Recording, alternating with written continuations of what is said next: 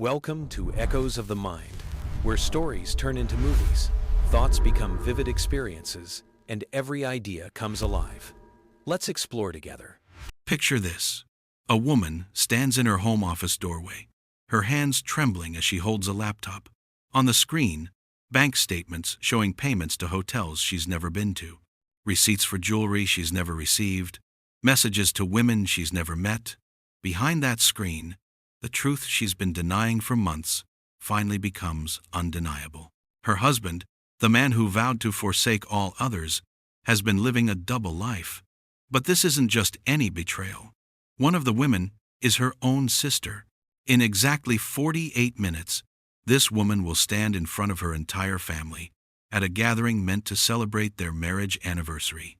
And she will reveal every single lie, every hidden affair, every stolen moment, with evidence so damning that her husband will lose everything he values most: his reputation, his family's respect, his inheritance, his freedom. But how did a marriage that looked perfect from the outside become a prison of deception? How does a woman who gave up everything for love discover she was just one of many? This is the true story of Zinhle and the day she stopped pretending everything was fine. Durban, South Africa, February 2018. Zinhle was 28 years old when she married Sandile Mthembu, the golden son of one of Durban's most prominent families. The Mthembus owned a successful logistics company, had connections throughout KwaZulu-Natal, and carried a reputation that opened doors. Sandile was everything a woman was supposed to want: handsome, charming, from good family, successful in his own right as the company's operations director. They met at a mutual friend's birthday celebration in Umhlanga. Sandile approached her with confidence that bordered on arrogance, but his smile was disarming. He made her laugh. He listened when she spoke. He seemed genuinely interested in her work as a physiotherapist. Within 3 months, he'd introduced her to his family. Within 6 months, he'd proposed. At the Moses Mabhida Stadium, with her favorite song playing and rose petals scattered everywhere, it felt like a fairy tale. Zinhle's mother had concerns. "He's very smooth, my daughter. Too smooth. Men who know exactly what to say usually know exactly what to hide." But Zinhle was in love. She saw the man who brought her coffee in bed, who called her beautiful without makeup, who talked about building a future together. She dismissed her mother's warnings as old-fashioned cynicism. They married in June 2018. The wedding was massive, befitting the Mthembu family status. 400 guests, a venue overlooking the ocean. Zinhle wore a dress that cost more than her car, paid for by Sandile's family. His best man gave a toast that night. "Sandile has always been the ladies' man. But Zinhle, you've done what we all thought was impossible. You've tamed him. You've made him want to settle down. Here's to the only woman who could make Sandile Mthembu a one-woman man." Everyone laughed and applauded. Zinhle blushed. Sandile kissed her hand. Looking back now, she realizes that toast was a warning she didn't understand. The first year of marriage was blissful. Sandile was attentive, romantic. They traveled to Mauritius for their honeymoon. He surprised her with weekend getaways. They talked about starting a family. But small things began to shift in year 2. September 2019, Zinhle noticed Sandile's phone habits changing. He'd always been on his phone for work. That was normal. But now he took calls in other rooms. He'd shower with his phone. He'd set it face down on every surface. When she'd glance at his screen, he'd tilt it away, casually, smoothly, like it was nothing. "Why are you hiding your phone?" she asked one evening. "I'm not hiding anything. I just have sensitive work information. Client confidentiality. You know how it is." It sounded reasonable. She worked in healthcare. She understood confidentiality. But then his late nights at the office increased. 3 times a week became 4. 4 became 5. He'd come home after 10 p.m., smelling of perfume that wasn't hers. "Client meeting," he'd explain. "Had dinner with the Johannesburg partners. You know how these women wear strong perfume." Again, reasonable, plausible, easy to accept. Except Zinhle's instincts were screaming that something was wrong. She started paying closer attention. Sandile would say he was working late, but when she called the office, his assistant would say he'd left hours ago. He'd claimed to be in Johannesburg for business, but his location on their shared family app would show him in Balito or Umhlanga. When she pointed out these inconsistencies, he'd get defensive. "Are you tracking me now? Don't you trust me? I'm working hard to provide for us. And this is the thanks I get? Suspicion and accusations?" He'd turn it around so skillfully that Zinhle would end up apologizing for doubting him, for being insecure, for not appreciating his hard work. This became the pattern. Her instincts would raise red flags. He'd provide smooth explanations. She'd accept them because the alternative was too painful to consider. But the doubt grew. December 2019. Zinhle's younger sister, Nomvula, moved to Durban for a new job. She was 24, beautiful, ambitious, and grateful when Sandile offered to help her network in the city. "Your sister needs connections," he told Zinhle. "I'll introduce her to people who can help her career. That's what family does." Zinhle was touched by his generosity. She watched as Sandile took Nomvula to industry events, introduced her to potential employers, gave her career advice. "Your husband is so wonderful," Nomvula would say. "Not all brothers-in-law would invest this much time helping." Zinhle felt lucky. Her husband and her sister were becoming close. It felt like family harmony. She didn't notice the way they'd laugh at private jokes, the way Nomvula would touch his arm when they talked, the way Sandile would light up when Nomvula entered a room in ways he no longer did for Zinhle. She didn't notice because she didn't want to see. By March 2020, when the world went into lockdown, Zinhle had been married for almost 2 years. She'd been suspicious for 6 months, but she'd convinced herself she was being paranoid. Women who loved too much became insecure. Men needed space. Trust was the foundation of marriage. All the things society told her to believe. So she pushed down her doubts and focused on being a better wife, more understanding, less demanding, more supportive. Maybe if she was easier to live with, he'd want to be home more. It's a lie many women tell themselves, that if they just love harder, give more, demand less, their partner will change. Zinhle was about to learn that some men don't change. They just get better at hiding. June 2020. Lockdown forced everyone home. For the first time in months, Sandile couldn't escape to his office or his mysterious evening meetings. He was home, all day, every day. At first, Zinhle was happy. Finally, time together. Time to reconnect. Time to rebuild what felt like it was slipping away. But Sandile was miserable, irritable, constantly on his phone in their bedroom with the door locked, taking video calls outside, claiming work was more demanding than ever because of the pandemic. Zinhle tried to be understanding. The business was under pressure. Everyone was stressed. This too would pass. But then she noticed the credit card bills, charges to hotels during lockdown, when nobody was supposed to be traveling, when everything was closed, payments to restaurants they'd never been to together, jewelry purchases she'd never received.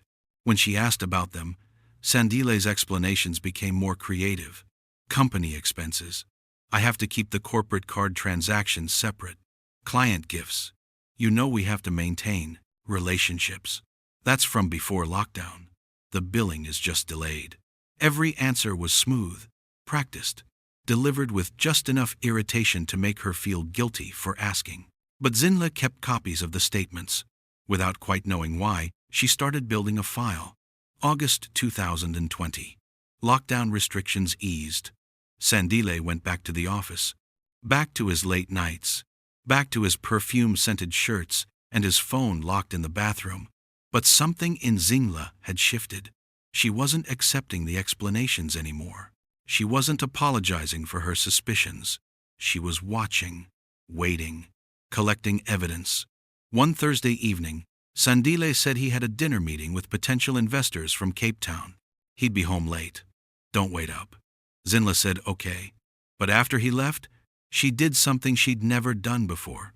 She followed him.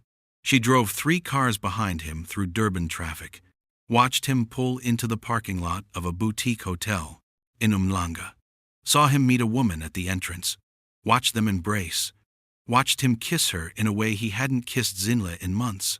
The woman wasn't a client. She was young, beautiful, laughing at something, Sandile said. They walked into the hotel together, his hand on the small of her back. Zinhle sat in her car for 20 minutes, shaking, processing. Her marriage was a lie. The man she'd trusted was exactly who her mother had warned her about. But she didn't confront him. Not yet, because as she sat there, something occurred to her. If he was this comfortable bringing women to hotels, this practiced in his lies, this smooth in his explanations, how long had this been going on? Had he ever been faithful? Zinhle drove home. When Sandile came back 3 hours later, smelling of perfume and sex and lies, she asked how his meeting went. Productive? He said. The investors are interested. This could be big for us. He kissed her forehead, told her he loved her, went to shower, and Zinhle decided something in that moment. She wasn't going to cry, wasn't going to scream, wasn't going to give him the satisfaction of her pain. She was going to find out exactly how much he'd lied. About what? With whom? For how long?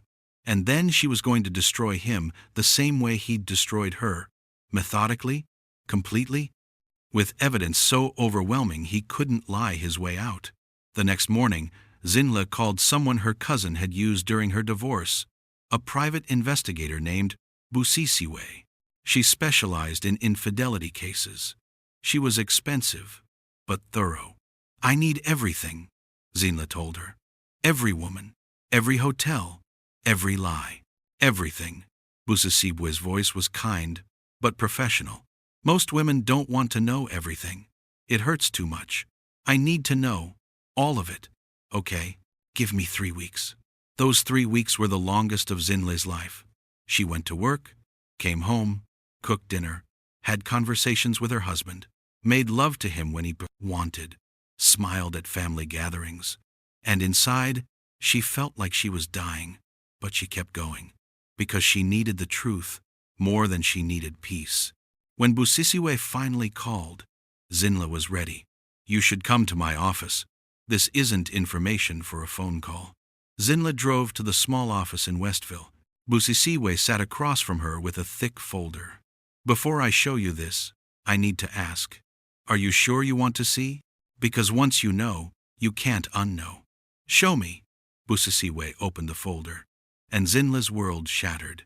Now, before we continue with what Zinhle discovered in that folder, before I tell you how deep Sandile's betrayal went and what Zinhle did with that information, I need you to do something for me. If this story has you gripped, if you're feeling Zinhle's pain, and you need to know what happens next, then hit that like button right now. Because what I'm about to reveal in the next 15 minutes will shock you. The women involved, the timeline, the sheer scope of the lies. And if you want to see how a woman who gave everything for love takes back her power, then make sure you're subscribed with notifications on. Comment below and tell me, have you ever ignored red flags because you didn't want to face the truth? You're not alone. The folder was thick, too thick. Busisiwe had organized everything chronologically, starting from before Zinhle's wedding. Each section was tabbed with a different woman's name. There were 5 tabs, 5 women, 5 separate affairs, some overlapping, some sequential, all carefully hidden behind work trips, late meetings, and smooth lies. Zinhle's hands shook as she opened the first section. Start from the beginning, Busisiwe said gently. It'll help you understand the pattern. The first woman was named Sandile. A marketing consultant Sandile had worked with 3 months before his wedding to Zinhle. The affair had lasted 4 months, ending 2 weeks after he'd proposed. There were hotel receipts, text messages recovered from cloud backups, photos from Sandile's private social media showing her and Sandile at a beach resort the same weekend he'd told Zinhle he was at a company retreat. He was cheating while we were engaged, Zinhle whispered. Yes. The second tab was worse. A woman named Precious. an interior designer who'd worked on the Mthembu family's office renovation. The affair began 2 months after Zinhle's wedding. 2 months. They'd barely returned from their honeymoon. Text messages showed Sandile complaining about married life, about how Zinhle was already becoming demanding, about how he missed his freedom. Precious had responded with sympathy and more, much more. That affair lasted 8 months. The third woman was someone Zinhle knew, Londiwe, a mutual friend who'd been at their wedding, who'd congratulated Zinhle, who'd told her how lucky she was. The affair with Londiwe had started at their first anniversary party and continued for 6 months. She'd been in their home, eaten dinner at their table, smiled in Zinhle's face while sleeping with her husband. Zinhle felt bile rising in her throat. "Do you need a break?" Busisiwe asked. "No. Show me the rest." The fourth tab made her stop breathing. Nomvula, her baby sister, her only sibling. The affair had started in January 2020, just 2 months after Nomvula moved to Durban. All those networking events Sandile took her to, all those career advice sessions, all those times Zinhle had been grateful for his generosity. He'd been grooming her sister. The evidence was damning. Hotel receipts on nights when Nomvula claimed to be working late.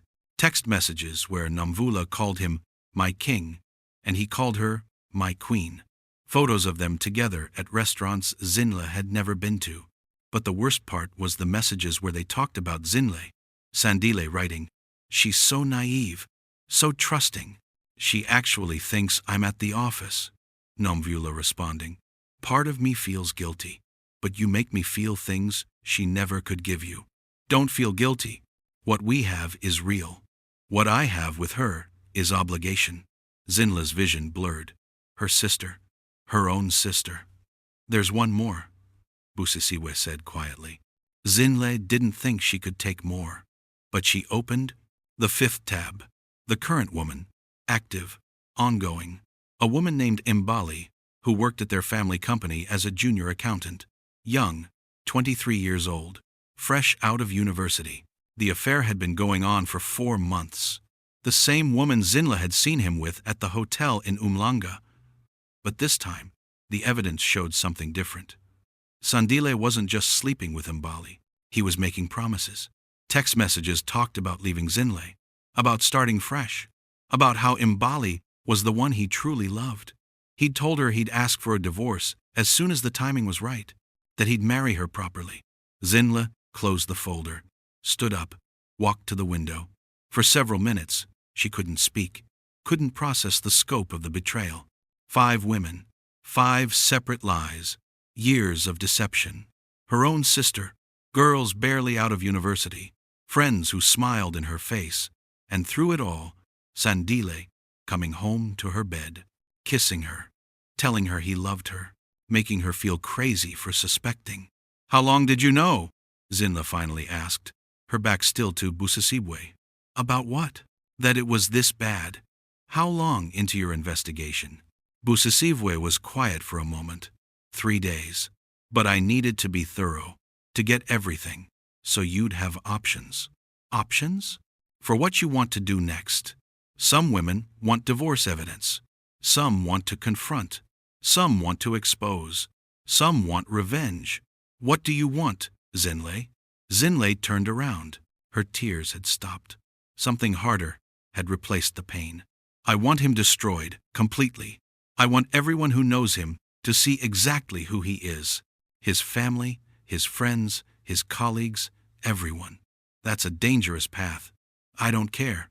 He took years of my life. He humiliated me with my own sister.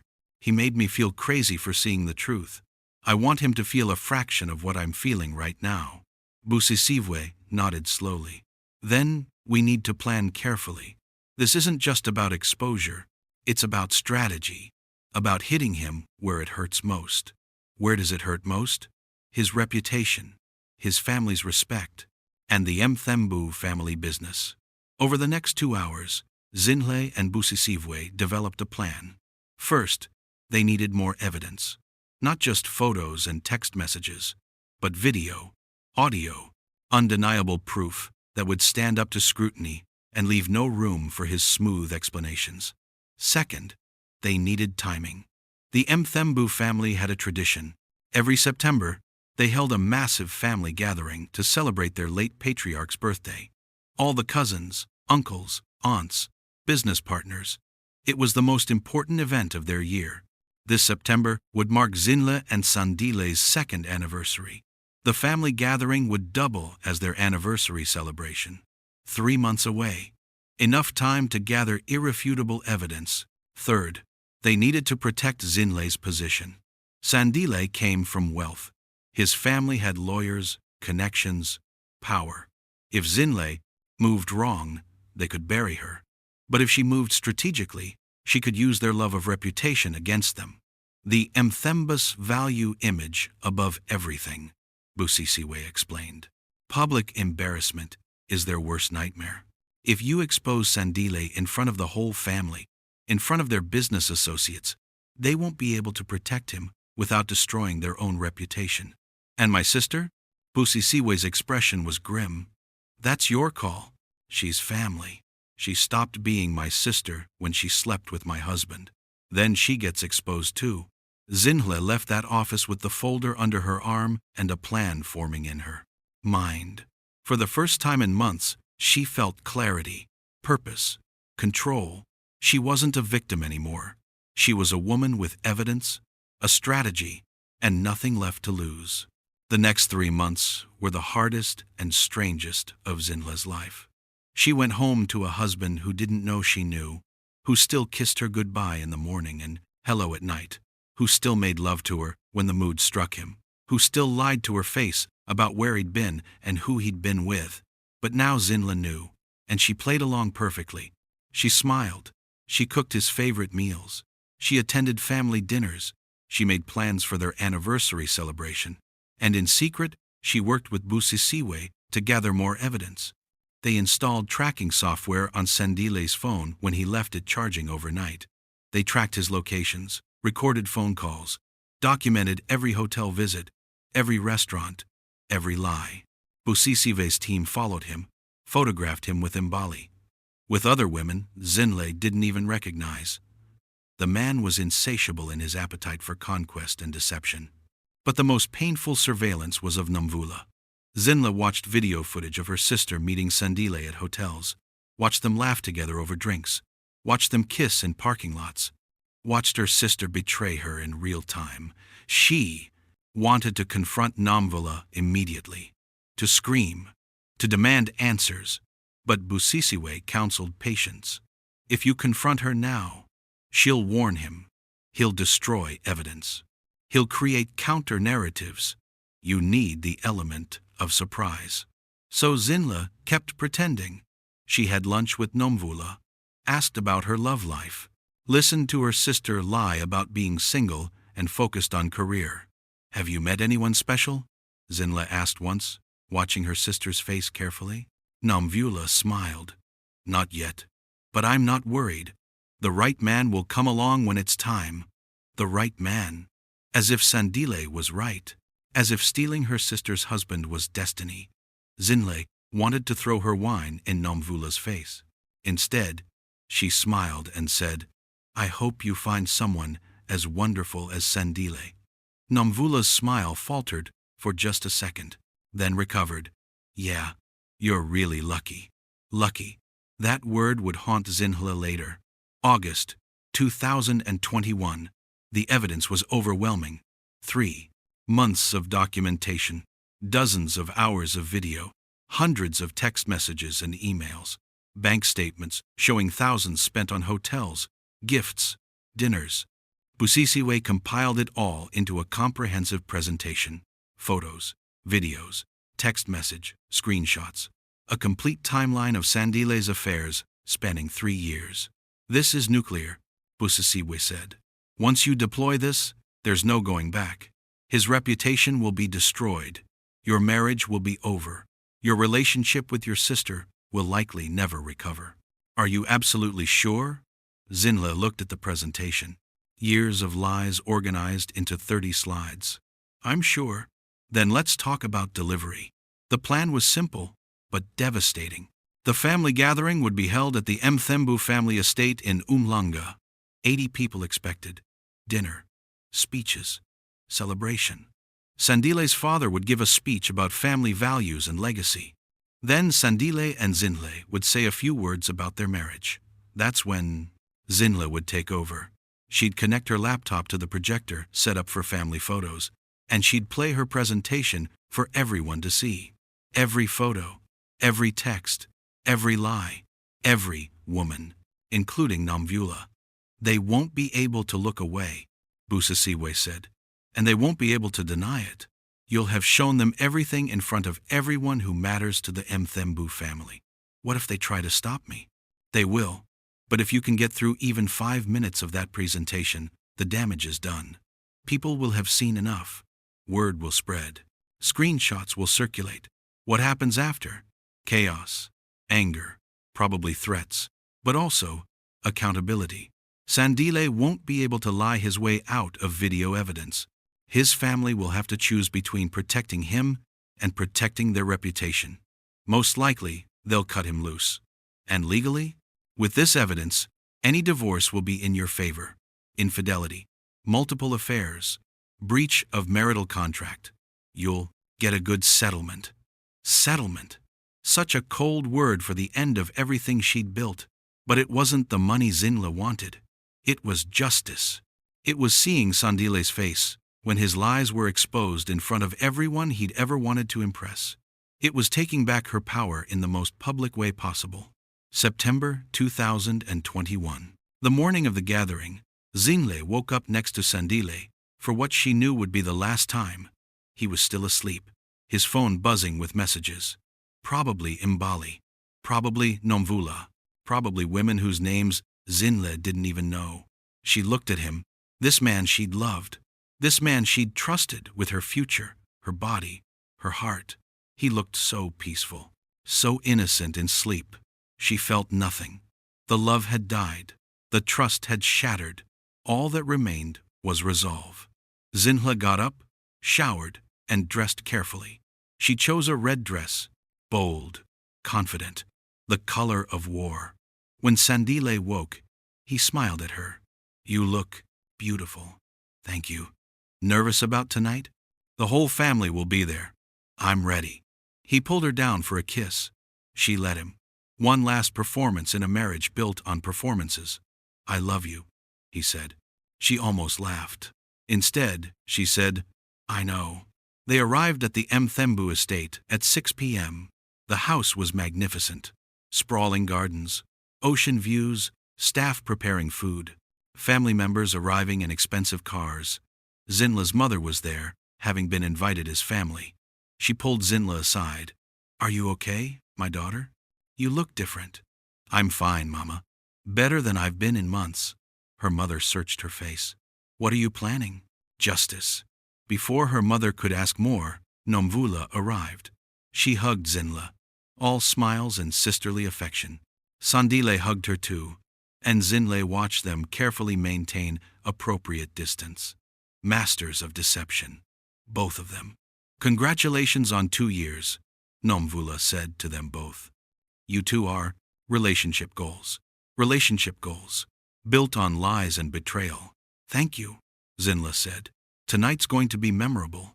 She had no idea how right she was. Dinner was served at 8 p.m. 80 people seated at long tables. Speeches began with dessert. Sandile's father went first, talking about family legacy and values, about the importance of maintaining the Mthembu name, about honor and respect. Zinhle almost laughed at the irony. Then it was time for Sandile and Zinhle's anniversary remarks. Sandile stood first. He was charming as always, thanking his family for supporting their marriage, talking about how blessed he was to have Zinhle as his wife. She's my rock, he said, looking at her with what seemed like genuine affection. My partner, the woman who makes me want to be better every day. Better. While he was sleeping with 5 other women, including her sister, the audience applauded. Some people wiped tears. Then Sandile gestured for Zinhle to join him. She stood, walked to the front, took the microphone. Thank you all for being here tonight, she began. Her voice was steady, clear. Marriage is about trust. about honesty, about partnership. I want to show you all what our marriage has really looked like these past 2 years. She connected her laptop to the projector. Sandile's face changed. Confusion, then alarm. Zinhle, what are you doing? Showing everyone the truth. The first slide appeared on the screen. A photo of Sandile with Thandiwe, kissing, time-stamped 2 weeks after his proposal to Zinhle. Gasps rippled through the audience. What the hell? Sandile lunged for the laptop, but Zinhle stepped between him and the table. Don't, she said quietly. Everyone's going to see this. All of it. The next slide.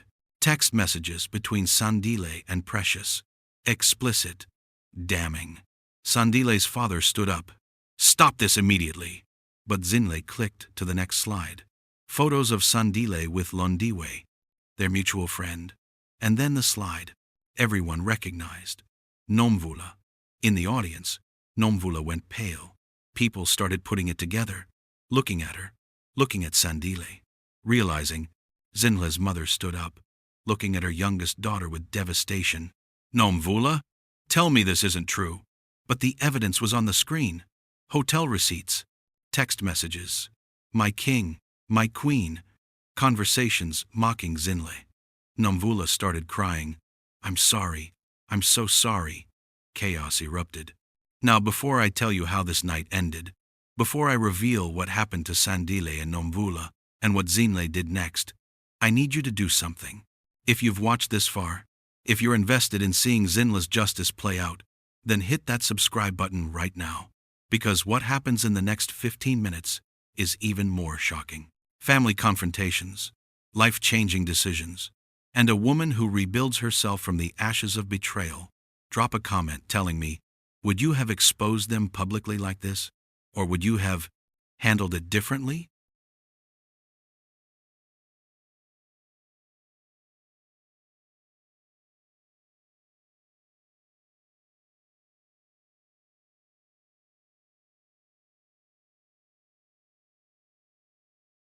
The room exploded into chaos. Sandile's mother screamed. His father was shouting for someone to turn off the projector. Cousins and uncles were on their feet, trying to see the screen, trying to understand what was happening. But Zinhle kept clicking. More slides, more evidence, more women, more lies. Sandile grabbed her arm. Stop this! You're insane! You're destroying everything! Zinhle looked at him, really looked at him. This man who'd called her crazy for suspecting, who'd gaslight her for months, who'd betrayed her with 5 women, including her own sister. I'm destroying everything, she said quietly. I'm not the one who did this. You are. I'm just making sure everyone knows who you really are. She pulled her arm free and showed the final slide. A timeline, 3 years of affairs, dates, locations, money spent, a complete map of his deception. Sandile's father finally reached the laptop and slammed it shut, but it was too late. Everyone had seen enough. The room fell into stunned silence. Then Zinhle's mother's voice cut through. Nomvula, come here, now. Nomvula was crying, makeup running down her face. Mama, I can explain. Explain? You slept with your sister's husband. What explanation exists for that? It just happened. I didn't mean for it to happen. Things don't just happen. Zinhle's mother's voice broke. You made choices. You betrayed your sister, your own blood. Across the room, Sandile's mother had turned her rage on her son. How could you? With all these women. With her sister. We raised you better than this. Mama, this is all exaggerated. Don't lie to me.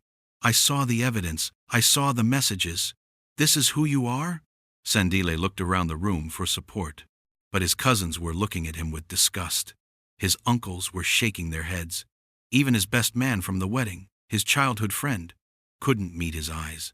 His father stepped forward, his face a mask of controlled fury. You've disgraced this family. You've violated every value we stand for. You will face consequences. Consequences? Sandile laughed bitterly. You're all acting like I killed someone. I had affairs. Men have affairs. It's not the end of the world.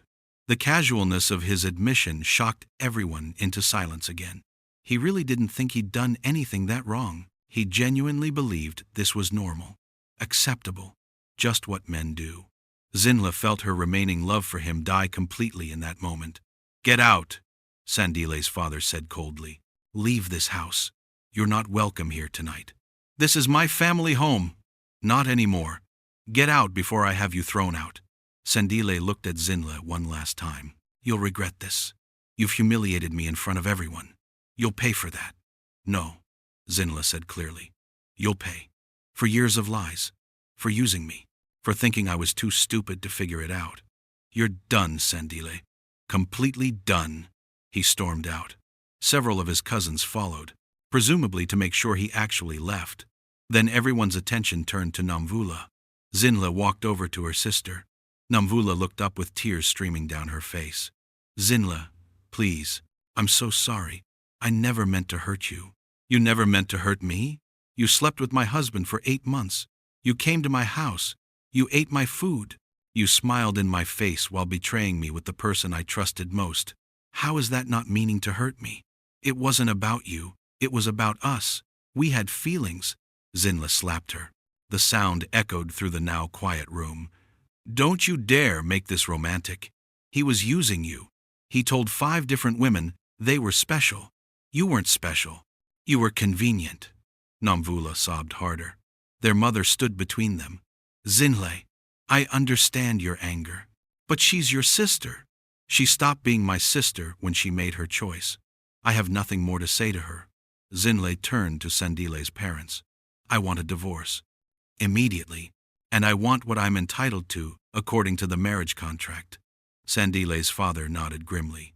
"You'll have it. Our lawyers will contact you tomorrow.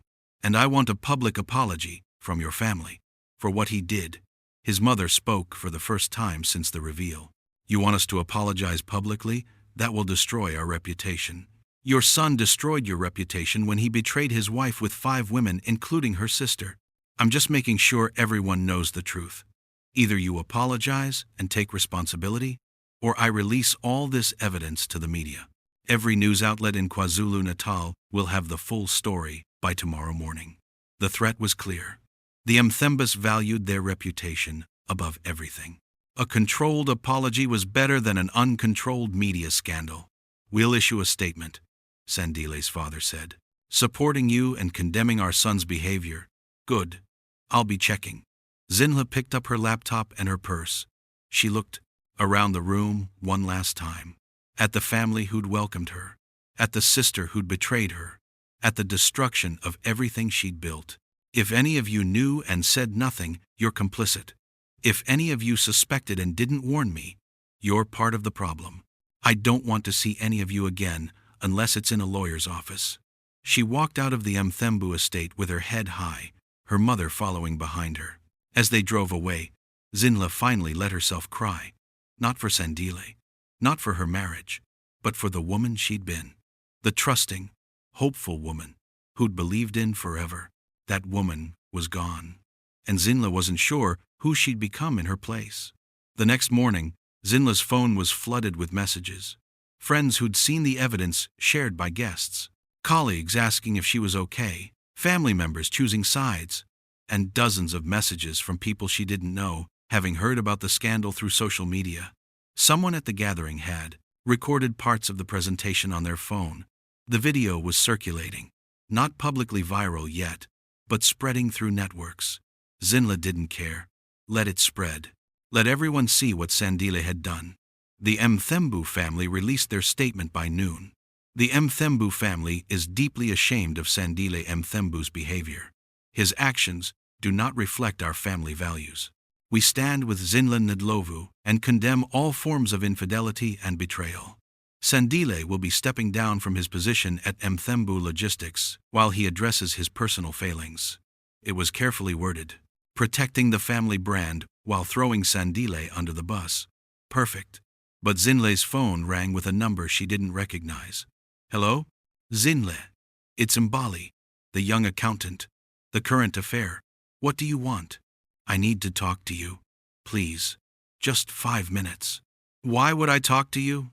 "Because You need to know something about Sandile that I don't think you know. Something that changes everything. Zinhle almost hung up, but curiosity won. 5 minutes. Coffee shop in La Lucia. 1 hour. She wasn't sure why she agreed. Maybe because Mbali sounded desperate. Maybe because Zinhle needed to understand how Sandile had manipulated this girl too. Mbali was young, even younger looking in person than in the photos. She'd been crying, her eyes red and swollen. They sat in a quiet corner of the coffee shop. "Thank you for meeting me," Mbali said. "I know you have every reason to hate me. I don't hate you. I feel sorry for you. He used you the same way he used all of us. That's what I needed to tell you. He didn't just use me. He's been lying about more than just affairs." "What do you mean?" Mbali pulled out her phone and showed Zinhle a series of emails.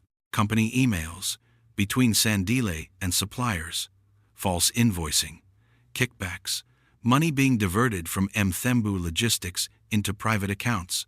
Sandile's been stealing from his family's company. For years. Hundreds of thousands of rands. He told me he was preparing to leave South Africa, to start over somewhere else.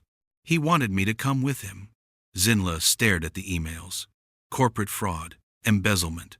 This went beyond personal betrayal into criminal territory. "Why are you showing me this?" "Because when your presentation happened last night, he called me. He was furious. He blamed me for not warning him somehow. He said I was just another stupid girl he'd manipulated. Then he told me he was taking all the money and disappearing. Alone. Everything he'd promised me was a lie." Mbali wiped her eyes. "I'm not a good person. I slept with a married man.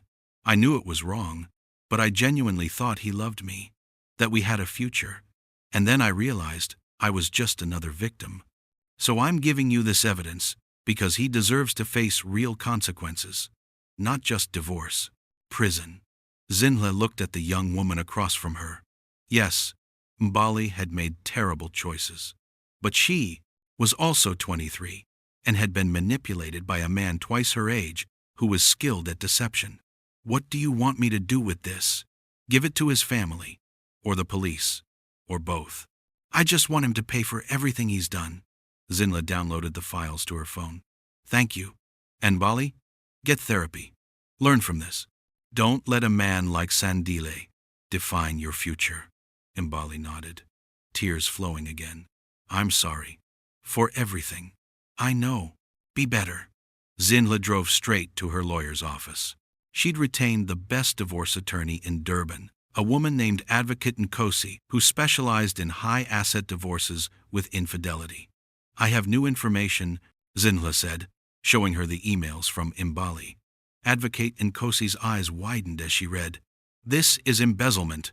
Corporate fraud. If this is real, he's looking at serious criminal charges. It's real, confirmed by someone inside the company. This changes everything. The Mthembas won't just want to distance themselves from him. They'll want to prosecute to recover the money and protect the company. Good. But Zinhle, you need to think carefully about how you use this. If you turn this over to his family or the police, you're potentially sending your husband to prison for years. He's not my husband anymore, not in any way that matters. And yes, I'm aware of what I'm doing." Advocate Nkosi studied her. "You've changed. You're not the woman who came to me for a simple divorce consultation. That woman died when she saw her husband with 5 other women. This woman wants justice. Complete justice. Then let's make sure you get it." They spent the next 2 hours crafting a strategy. The evidence would be presented to Sandile's father first, privately, give the family a chance to handle it internally, and push Sandile to accept a generous divorce settlement in exchange for Zinhle not going public with the fraud. If he refused, the evidence would go to the police and every news outlet in the, quote, province. Either way, Sandile was finished. That evening, Zinhle sat with her mother in her childhood home in Phoenix. "Are you sure about all this?" her mother asked. "Sending him to prison is serious. He stole from his family. He committed crimes. I'm not sending him to prison. His own actions did that." "What about Namvula?" Zinhle's jaw tightened. "What about her?" She's been calling me, begging to talk to you. She's devastated. Good. She should be. Zinhle, I'm not defending what she did, but she's your sister. Your only sibling. Can you really cut her out forever? Yes. Her mother sighed. Anger is exhausting, my daughter. At some point, you have to let it go. Maybe, but not today. Not this month. Maybe not this year. She betrayed me in the deepest way possible. She doesn't get forgiveness just because we share blood. I understand. But remember, you're not just punishing her.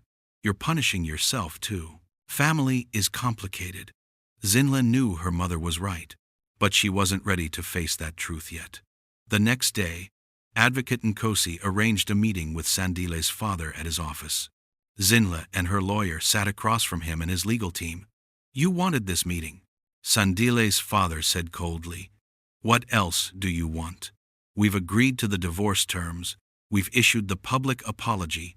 What more? Zinhle slid the folder of financial evidence across the table.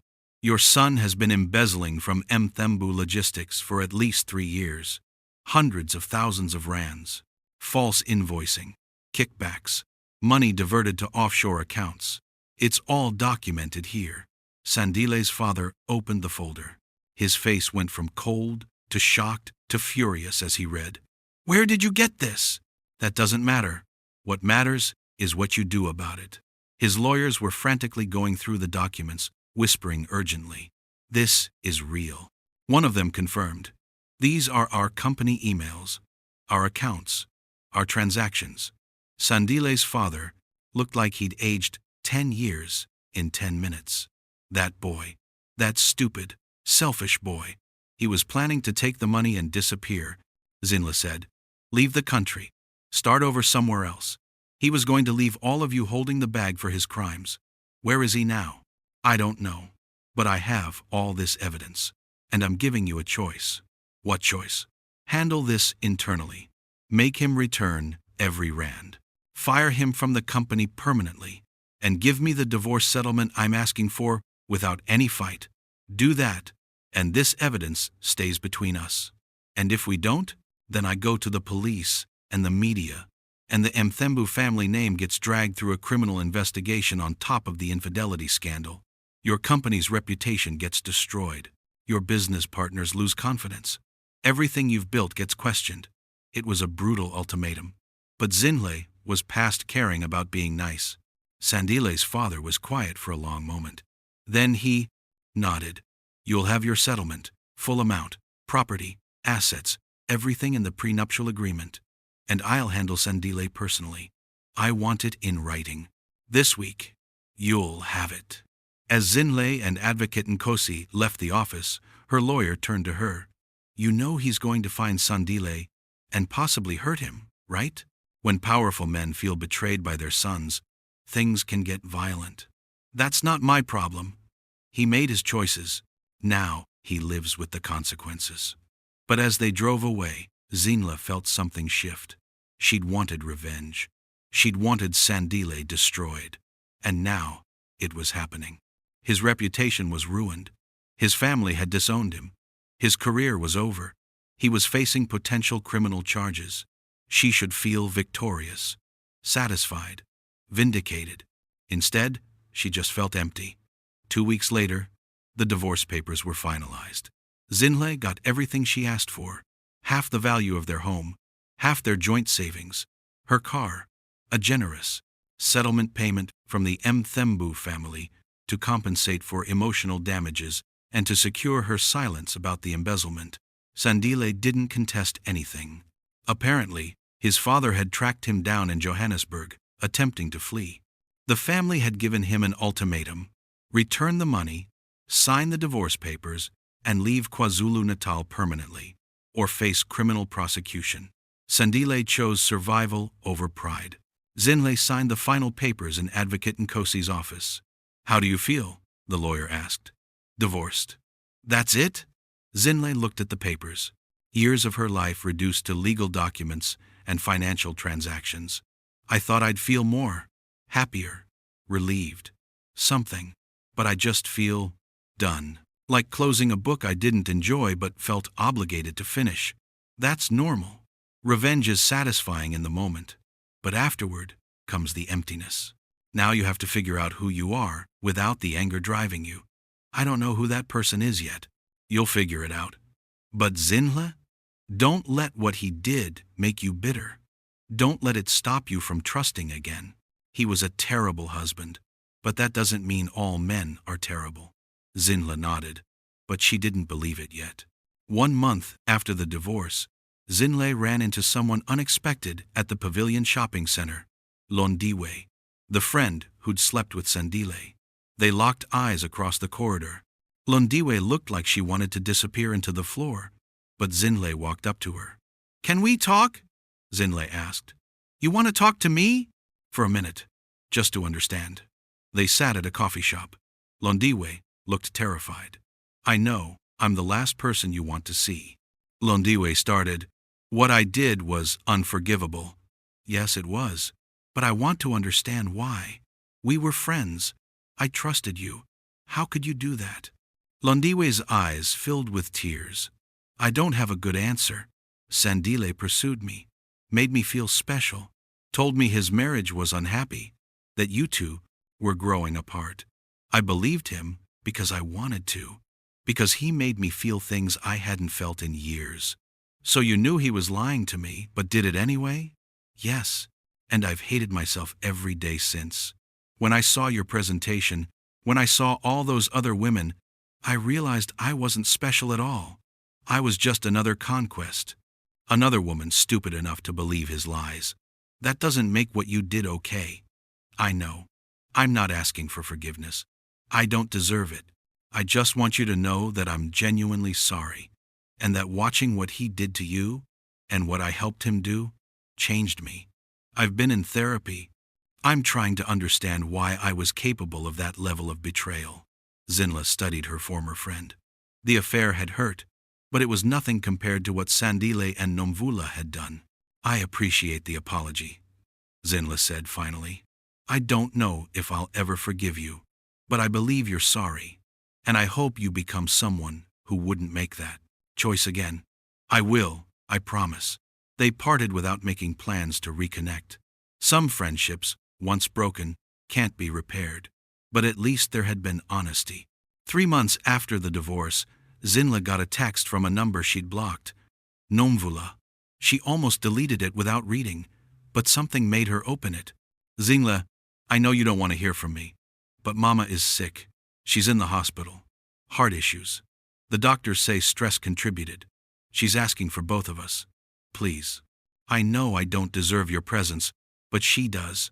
Come see her, even if you can't look at me." Zinhle felt her chest tighten. Her mother, in the hospital, because of the stress from all this. She drove to Addington Hospital immediately. Her mother was in a bed, looking smaller and frailer than Zinhle had ever seen her. Nomvula was sitting in the corner, eyes red from crying. When their mother saw Zinhle, she smiled weakly. "Both my daughters. Together. That's all I wanted." "Mama, don't. Talk. Rest. I need to say this while I can. You two are my entire world. Watching you hate each other is killing me. Literally. Mama, this isn't your fault. I know whose fault it is. Nomvula's and Sandile's. But Zinhle, my strong daughter, I need you to hear me. Unforgiveness is poison. It doesn't hurt the person you're not forgiving. It hurts you. It's hurting you right now." Zinhle felt tears building. "She betrayed me, Mama. How do I just forgive that?" "I'm not saying forgive her today, or next month, or even next year. I'm saying don't let hatred consume you. Don't let what they did steal more than they already took. You've punished them. Now, let yourself heal." Across the room, Nomvula sobbed. "I'm so sorry, Zinhle. I would take it all back if I could. I would do anything to undo what I did." Zinhle looked at her sister, really looked at her. Nomvula had lost weight. She looked haunted, broken by guilt and shame. "I'm not ready to forgive you," Zinhle said quietly. "I might never be ready. But for Mama's sake, I won't actively hate you. That's the best I can do right now. It wasn't reconciliation, but it was a step away from the consuming anger that had driven Zinhle for months. Their mother squeezed both their hands weakly. That's enough. That's a start. Before we get to the final part of this story, before I tell you how Zinhle rebuilt her life and found genuine happiness again, I need you to do something.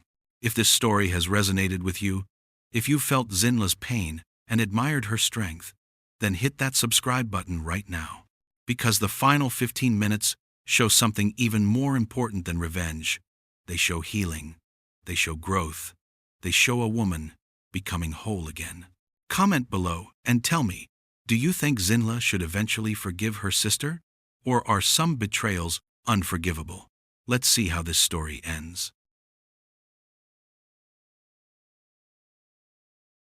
6 months after the divorce, Zinhle moved out of the home she'd shared with Sandile. She couldn't stand being there anymore. Every room held memories. The bedroom where he'd lied to her. The kitchen where he'd taken calls from other women. The living room where she'd pretended everything was fine. She found a smaller place in Morningside. A 2-bedroom apartment with a balcony overlooking the city. It was hers. Only hers. No shared history. No ghosts of betrayal. Starting over at 31 felt strange. She'd imagined her life so differently. Children by now, a stable home, growing old with a partner she trusted. Instead, she was divorced, estranged from her sister, and learning to be alone. Her mother recovered from her health scare, but it had been a wake-up call for everyone. Life was fragile. Holding on to anger could kill you, literally. Zinhle threw herself into work. She took on extra patients at the physiotherapy clinic, started building a private practice, focused on helping people heal their bodies, since she was still figuring out how to heal her own heart. Her friends rallied around her, the real ones, the ones who hadn't known about Sandile's affairs and were genuinely shocked. They took her out, made her laugh, reminded her that life existed beyond the betrayal. But dating felt impossible. How could she trust anyone again? How could she let someone close when the last person she'd trusted had devastated her so completely? You're going to have to try eventually, her friend Thandi said over drinks one evening. Not all men are like Sandile.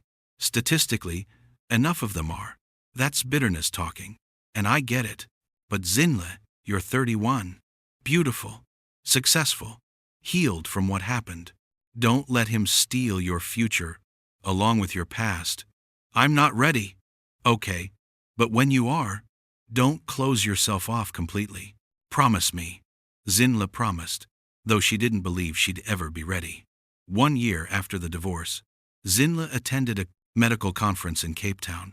She almost didn't go. Conferences meant networking, small talk, pretending to be okay. But her colleague convinced her it would be good for her practice. On the second day, during a lunch break, she was sitting alone, reviewing notes, when someone approached her table. "Excuse me, is this seat taken?" She looked up. A man, early 30s, warm smile. Professional but not intimidating. "No, go ahead." He sat down with his lunch. "I'm Luwazi Kumalo. I'm a sports medicine doctor from Johannesburg. Zinhle Ndlovu, physiotherapist from Durban." They started talking about the conference, about their work, about the challenges of building a practice. It was easy, natural, no pressure. Luwazi was funny, self-deprecating. He made her laugh in a way she hadn't laughed in months. When lunch ended, he asked, "Are you attending the afternoon sessions?" "Yes. The one on post-surgical rehabilitation." "Same. Want to sit together? I promise not to snore if it gets boring." She smiled. "Sure." They spent the rest of the conference together, not romantically, just as colleagues who enjoyed each other's company. He didn't flirt, didn't push, just talked to her like a person. On the last evening, the conference held a networking dinner. Zinhle sat with her Durban colleagues, but Luwazi found her afterward. "I've really enjoyed talking with you this week," he said. "I was wondering if you'd be open to staying in touch. Professionally, I mean. I'd love to collaborate on some cases. Get your physiotherapy perspective." It was genuine, not a pickup line disguised as professional interest, just honest connection. "I'd like that," Zinhle said.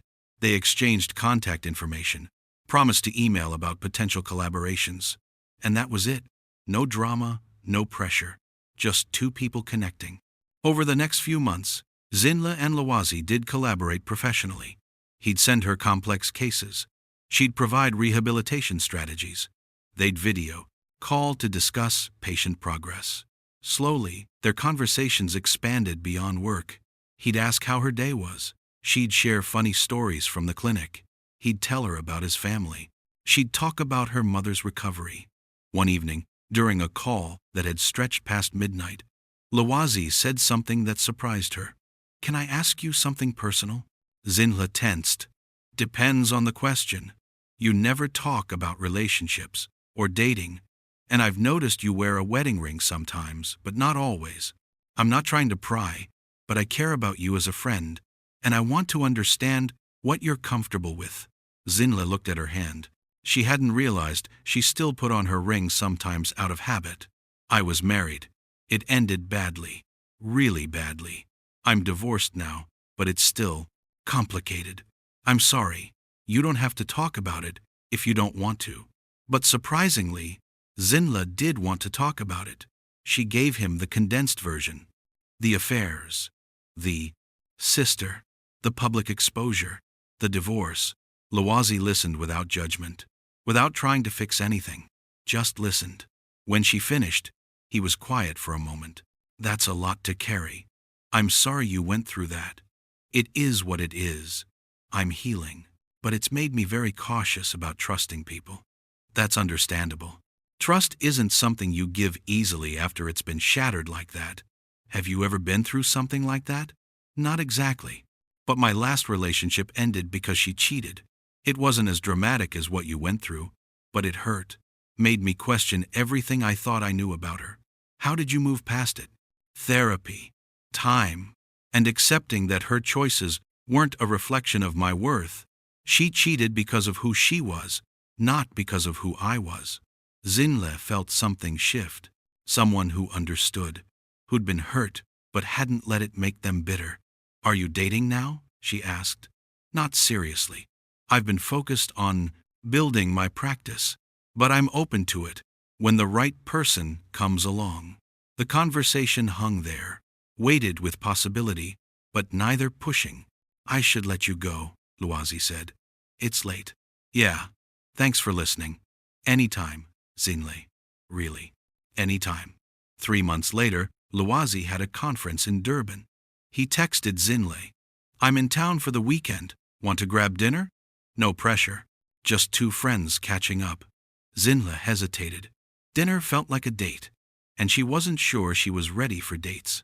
But then she thought about what her mother had said, about not letting unforgiveness poison her, about not letting Sandile steal her future. "Dinner sounds good," she replied. They met at a restaurant in Florida Road. Lawazi looked different in person than she remembered from Cape Town. More relaxed, more himself.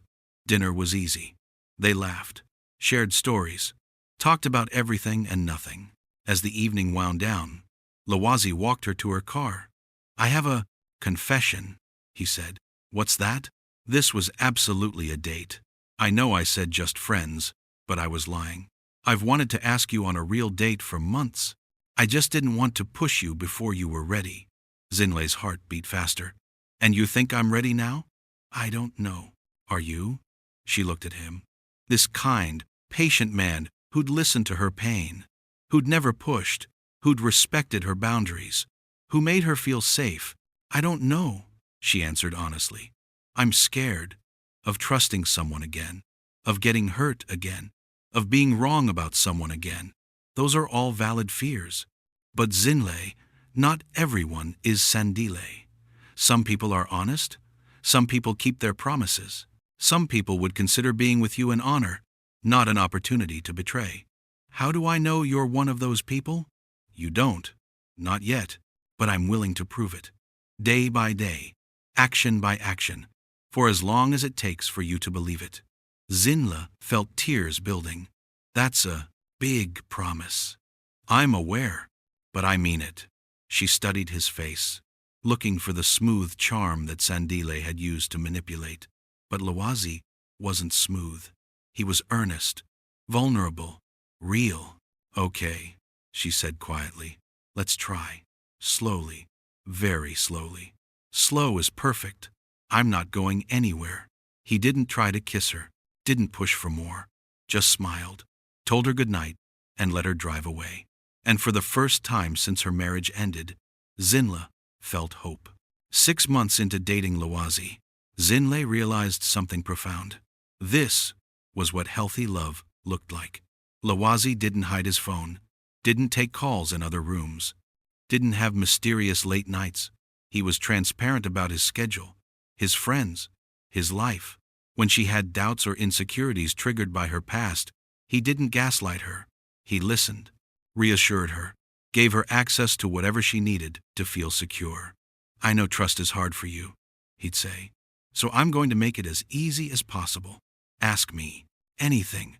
Check anything. I have nothing to hide." At first, Zinhle tested him. She'd show up unannounced, check his phone when he left it out, look for signs of deception, but there were none. He was exactly who he claimed to be, a good man, an honest man, someone who valued her. Slowly, her hypervigilance relaxed. She stopped looking for problems, started believing in the relationship. They built something real, based on communication, transparency, and mutual respect. Things Zinhle hadn't even known were possible in a relationship. 18 months after the divorce, Zinhle's mother called with unexpected news. "Nomvula is getting married." Zinhle felt her stomach drop. To whom? A man she met at church. He's a teacher. Good man, from what I can see. She's changed, Zinhle. Really changed. Therapy, church, taking accountability for what she did. Good for her. She wants to invite you to the wedding, but she's afraid to ask. "I don't know if I can do that, Mama." "I'm not asking you to. I'm just telling you."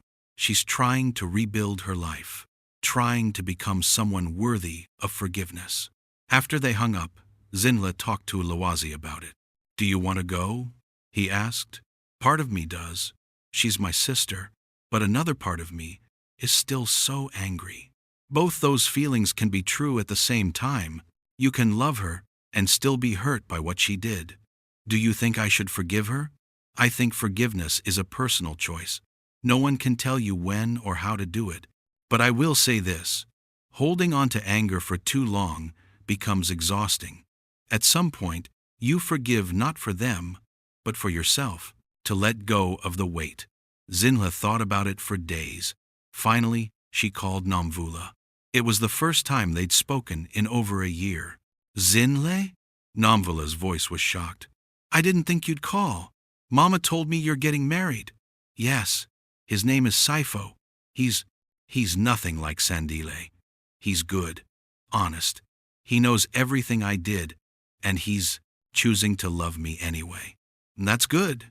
You deserve someone who treats you right. I don't deserve anything. Not after what I did to you. No, you don't. But that doesn't mean you can't change, can't become better." There was silence. Then Nomvula asked quietly, "Would you come to the wedding? I know it's asking a lot. I'll think about it." "That's more than I expected. Thank you." They talked for a few more minutes. About their lives, about their mother, about healing. It wasn't reconciliation, but it was communication. And that was something. 2 months later, Zinhle attended Nomvula's wedding. It was small, intimate, at a church in Phoenix, with close family only. Zinhle brought Lowazi for support. Nomvula looked beautiful, happy. But when she saw Zinhle, she started crying. Before the ceremony, she approached her sister. "Thank you for coming. I didn't think you would. I almost didn't. But Mama's right. Family is complicated. And you're still family. Even after everything. I'm so sorry, Zinhle. I will never stop being sorry. I know. And I'm working on forgiving you. I'm not there yet. But I'm trying." Nomvula hugged her, and Zinhle let her.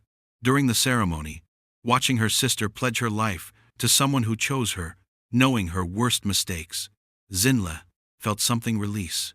Nomvula deserved a chance at happiness. at redemption, at becoming someone better. And so did Zinhle. Holding on to the betrayal was keeping both of them trapped. Letting go didn't mean what Namvula did was okay. It meant Zinhle was choosing freedom over bitterness. After the ceremony, Lwazi squeezed her hand. "You okay?" "Yeah, I think I actually am." 2 years after the divorce, Zinhle heard through mutual connections what had happened to Sandile. He'd moved to Johannesburg to escape his reputation in Durban, started working for a smaller logistics company, kept his head down, lived quietly. The Mthembu family had never forgiven him. His father had written him out of the will. His mother refused to speak to him. He was essentially exiled from his own family. He'd tried dating, but women would Google his name and find the scandal. No one wanted to be with someone who'd cheated with 5 women, including his wife's sister. He was living with the consequences of his choices. Alone, isolated, diminished. Part of Zinhle felt satisfaction hearing this. Justice had been served. But another part felt nothing. Sandile was no longer relevant to her life. His suffering didn't make her happiness any greater. His consequences didn't heal her wounds. She'd moved on. Really moved on. And that was the real victory. 2.5 years after the divorce, Lwazi proposed. They were at the Moses Mabhida Stadium, the same place Sandile had proposed years ago. But this time, everything was different. Lwazi had asked her permission before planning anything. "I know this place is complicated history for you. If you'd rather I propose somewhere else." "No," Zinhle had said. "I want to reclaim it. Make new memories there. Better memories." So they went to the stadium. But instead of a public spectacle, it was private. Just them. At sunset. Overlooking the city Zinhle loved. "Zinhle Ndlovu," Lwazi said, getting on one knee. "I know you've been hurt. I know trusting again was the hardest thing you've ever done. But I promise you, every single day for the rest of our lives, I will honor that trust. I will be honest, faithful, present. Your partner in everything. Will you marry me?" Zinhle looked at this man who'd proven himself day after day, who'd never lied, never hidden, never made her feel crazy for having fears. "Yes," she said. "Absolutely yes." The ring was simple, beautiful, nothing like the ostentatious ring Sandile had given her. This was better, because it was real. They married 8 months later. Small wedding, 50 people. At a boutique venue in Kloof, overlooking the valley.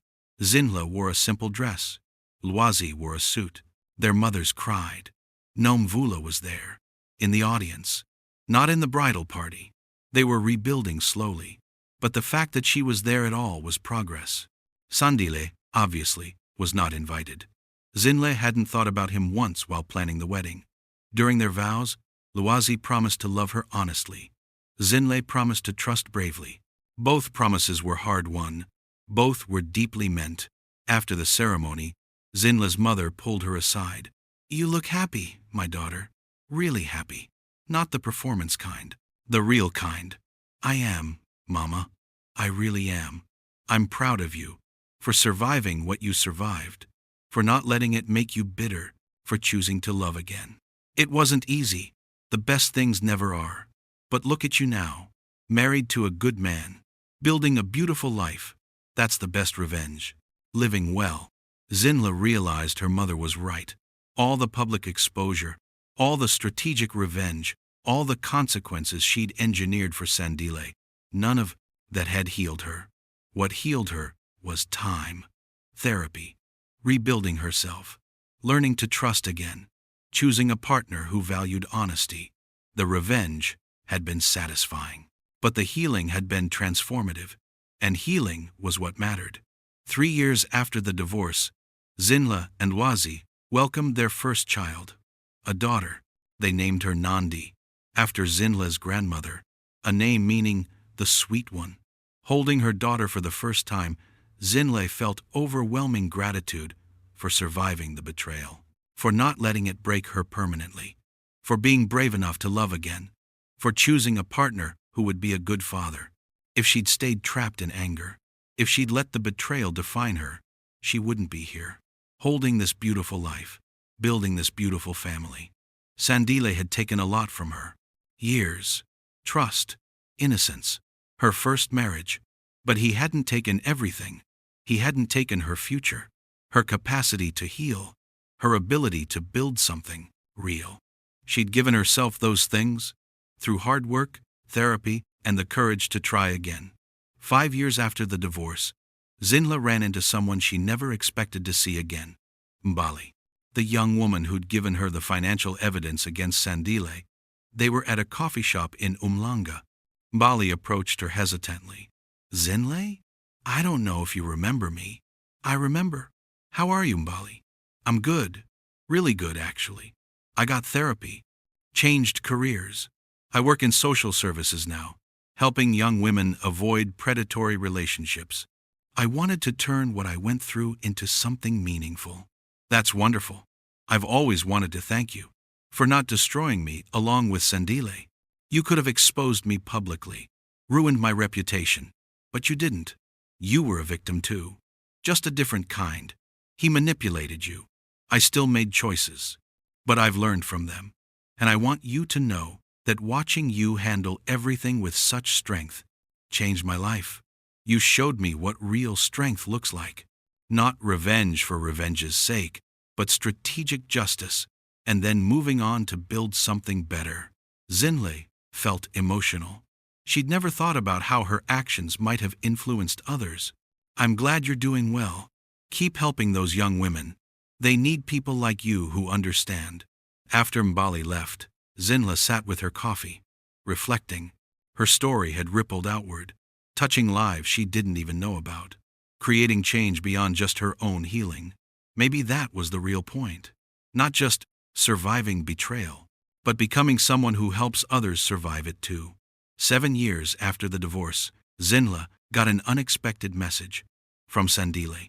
She hadn't heard from him since the divorce was finalized, hadn't thought about him in years. The message was simple. I know I have no right to contact you, but I need to say something. I'm sorry, truly sorry, for everything I did, for the pain I caused, for the lies, for betraying you in the worst ways possible. I've spent years in therapy, trying to understand why I did what I did. I was selfish, broken, using conquest to feel powerful. You deserved so much better. I just wanted you to know that I know that now. I don't expect forgiveness. I don't deserve it. I just needed to say I'm sorry. I hope you're happy. I hope you've built a beautiful life. You deserve that. Always did. Zinhle read the message twice. She felt nothing. No anger, no satisfaction, no pain, just neutrality. Sandile was a chapter in her life that had closed long ago. His apology, while probably genuine, didn't change anything, didn't undo the past, didn't affect her present. She didn't respond, not out of cruelty, but because there was nothing to say. That chapter was done. She had no interest in reopening it, even for closure. She showed the message to Lwazi. How do you feel? He asked. Nothing. He's just a stranger who hurt me once. I've moved so far past that version of myself that his apology doesn't even register as important. That's growth. That's real healing. Yeah, it is. Zinhle deleted the message and went back to her life. A life full of real love, honest partnership, and genuine happiness. Sandile didn't deserve her anger anymore, and he definitely didn't deserve her attention. 10 years after the divorce, Zinhle and Lwazi celebrated their 7th anniversary. They had 2 children now. Nandi was 6. Their son, Hwezi, was 3. They'd built successful careers, a beautiful home, a partnership based on trust and communication. Life wasn't perfect. They had arguments, disagreements, stress from work and parenting, normal relationship challenges. But they faced them together, honestly. No lies, no betrayal, just 2 people committed to working through problems. On their anniversary, after the kids were asleep, they sat on their balcony overlooking Durban. Do you ever think about him? Lwazi asked. Sandile? Rarely.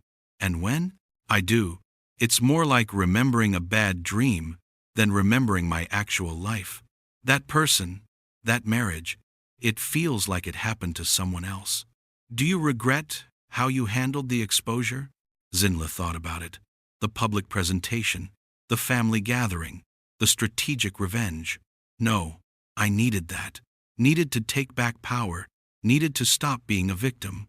Was it the mature, evolved response? Probably not. But it was what I needed at the time. And now?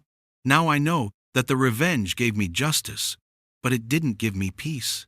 Building this life with you gave me peace. Becoming a mother gave me peace. Healing gave me peace. So what's the lesson? For people going through what you went through? That revenge is okay. Standing up for yourself is okay. Demanding accountability is okay. But don't stop there. Don't let revenge be your ending. Let healing be your ending. Let building something beautiful be your ending. Lwazi kissed her forehead. I'm proud of you. For surviving. For healing. For choosing to love again despite everything. I'm proud of me too. And grateful for you. For being everything he wasn't. They sat in comfortable silence, watching the city lights. Zinhle thought about the woman she'd been 10 years ago. Devastated, betrayed, angry, seeking revenge. That woman had been necessary.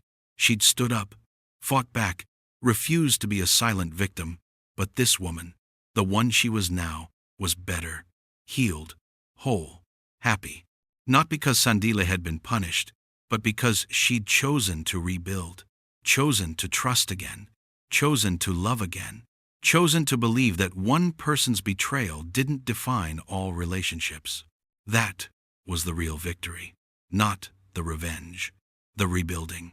And so this story ends not with destruction, but with construction, not with hatred, but with healing, not with bitterness, but with hope.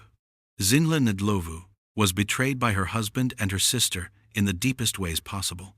She responded with strategic, public revenge that destroyed his reputation and held him accountable. But that's not where her story ended.